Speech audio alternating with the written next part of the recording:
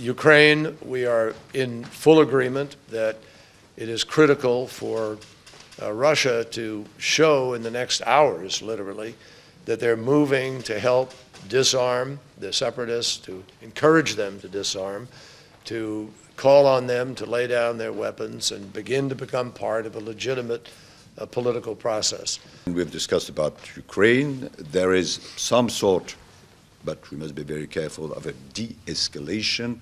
There has been yesterday a long conversation between French President, German Chancellor, Russian President, and Ukrainian President as well.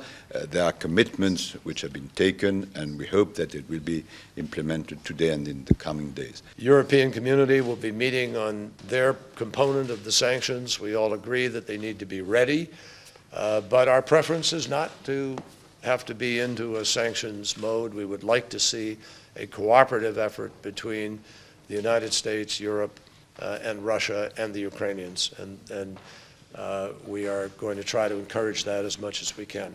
We have insisted on the very, very difficult situation in Iraq, where the ISIL group has shown terrible ferocity and brutality, and we're expecting from the Iraqi that they could get united, and it's a necessity not only for Iraq but for the whole region, because it's a menace for Iraq, for the region, for Europe, and for US as well.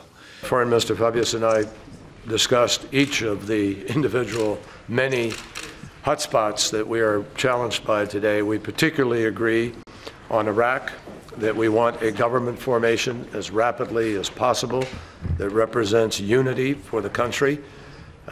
We are also deeply concerned about the challenge of Syria. We talked about that, as well as the Iran nuclear talks, which we are deeply involved in.